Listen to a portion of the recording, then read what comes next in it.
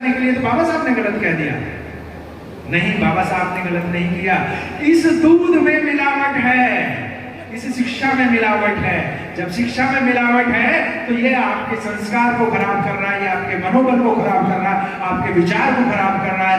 क्योंकि मुकाबला उससे है जो सैकड़ों साल से ताकतवर बना बैठा है, जिसके पास सारी शिक्षण संस्थाएं हैं, जिसके पास सारी विचारधाराएं हैं, जिसके पास सारे राजनीतिक दल हैं।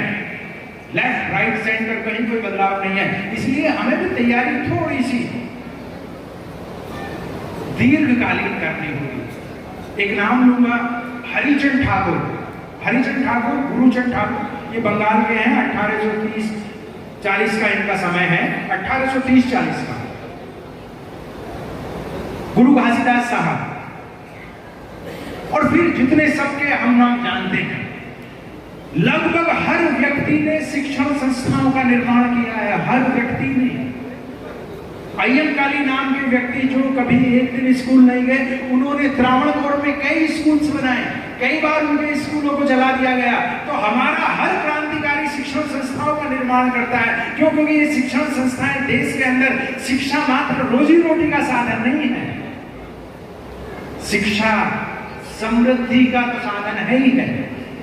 शिक्षा, ताकत, सत्ता, सम्मान, सारी चीजें शिक्षा से जुड़ी हुई हैं। हम जितने भी यहाँ पे बैठे हुए हैं, लगभग हर व्यक्ति अगर यहाँ पे बैठा हुआ है तो सिर्फ शिक्षा के बल पे बैठा हुआ है, और कोई चीज नहीं है। अगर शिक्षा नहीं होती तो यहाँ पे नहीं आ पाता। इसलिए समाज को सोचना पड़ेगा कि शिक्षा की क्रांति ही असली क्रांति है।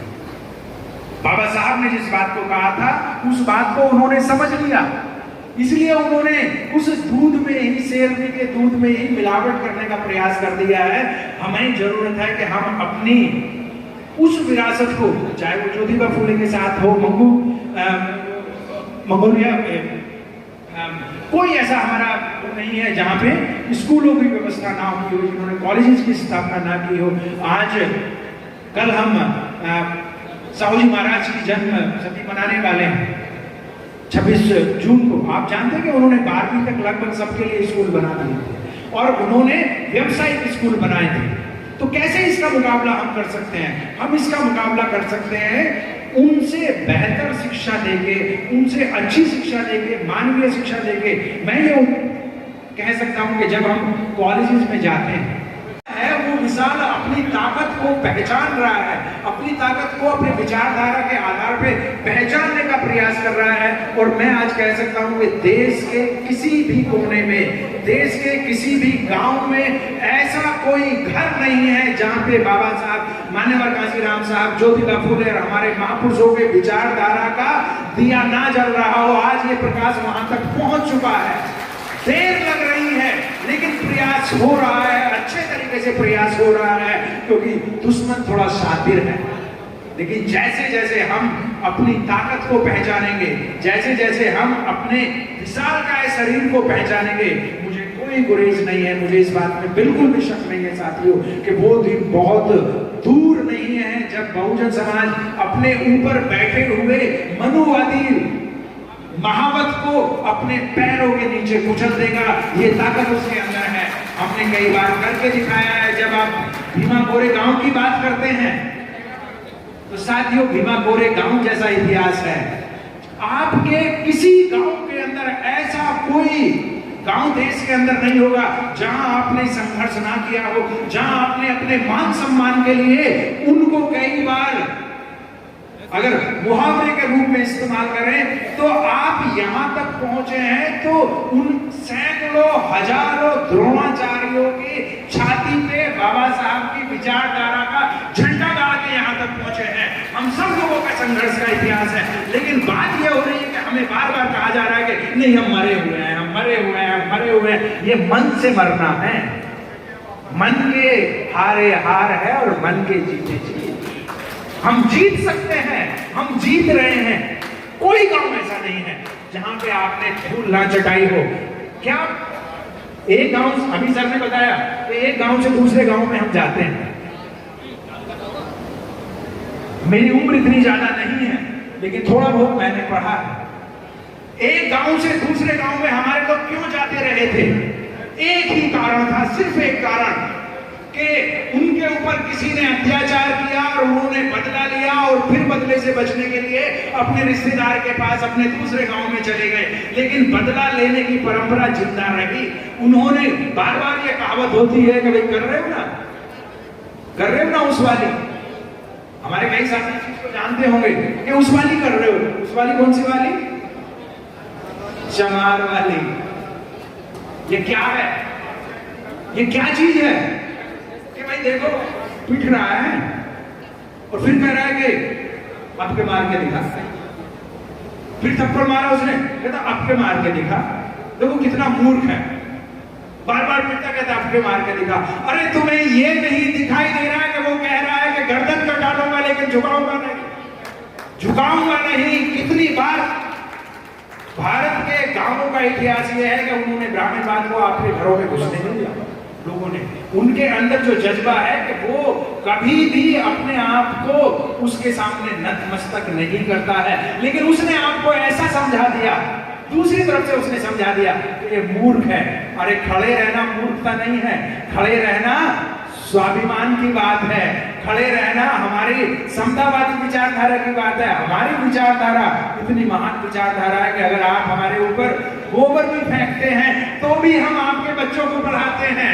अगर आप हमारे ऊपर पत्थर भी फेंकते हैं तो भी हम आपके बच्चों को पढ़ाते हैं। सावित्रीबाई फुले ने जो स्कूल खोला, ज्योतिबा फुले ने जो स्कूल खोला, उसमें पहली जो 9 विद्यार्थी आई, पहली जो 9 लड़कियां आई, उन 9 में से 6 तो ब्राह्मण थी या 5 तो ब्राह्मण थी।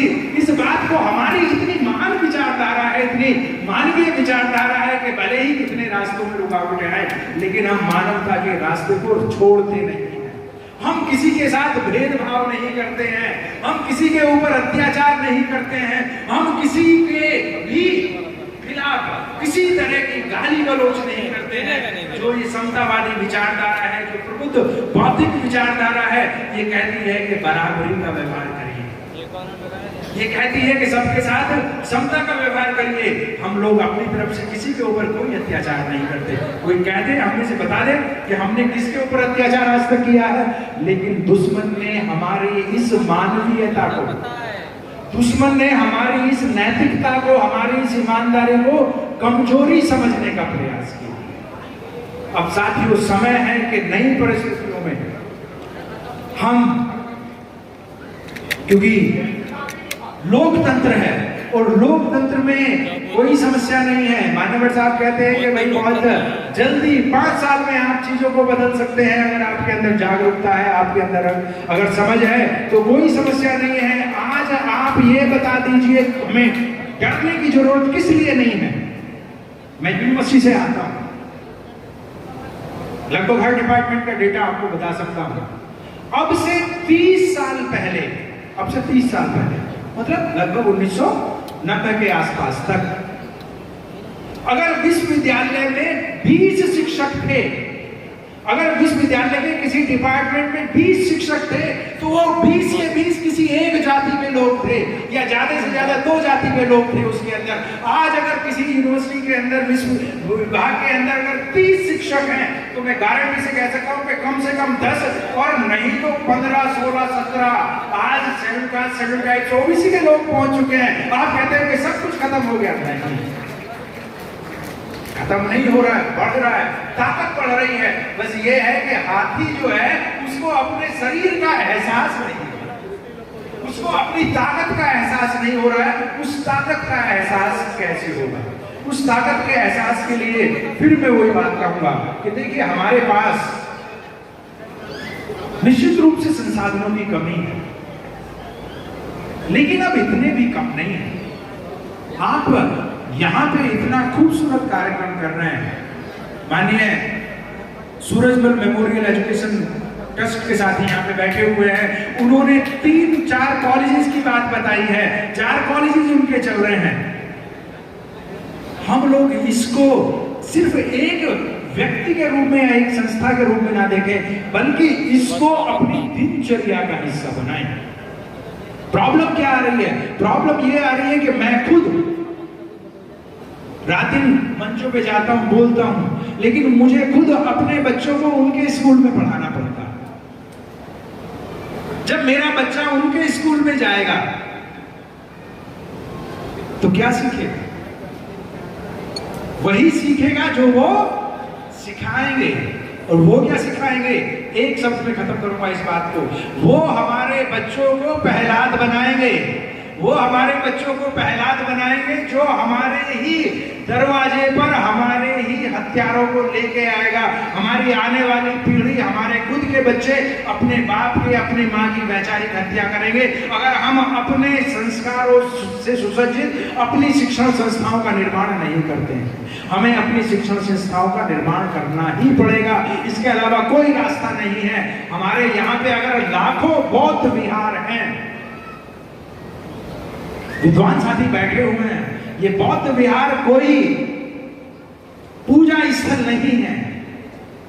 बौद्ध विहार वास्तव में शिक्षण संस्थाएं हैं, होती थी, लेकिन आज हमने इनको सिर्फ संडे के लिए छोटा मोटा वंदना करने का स्थान बना दिया है और बाकी समय पे बंद रहती हैं। लाखों देश के अंदर ऐसे बौद्ध विहार हैं, लाखों ऐसे अंबेडकर भवन है, बिरसा भवन है, ज्योतिबा फूले भवन है और अनेक नायक नायिकाओं के नाम पे हमारे सार्वजनिक भवन है। जहां कहीं पे भी इस तरह की व्यवस्थाएं हैं, इनको हमें अपने बच्चों के शिक्षण प्रशिक्षण के लिए इस्तेमाल करना चाहिए। और जो साथी सक्षम है उन्हें सिर्फ स्कूल नहीं, कॉलेज नहीं, विश्वविद्यालय तक का निर्माण करना चाहिए। जब तक ये नहीं होगा उसका मुकाबला करना टेढ़ी खीर है, उसका मुकाबला करना टेढ़ी खीर है। क्यों? क्योंकि वो बल से आपको नहीं रोकता, वो आपको बल से नहीं रोकता है। मैंने ये कह तो दिया उत्साह में आके कि हमारे 30 में से 15 SC/ST शिक्षक वहां पे पहुंच गए हैं। ये बात सही है कि 15 में से 30 वहां पे पहुंच गए हैं।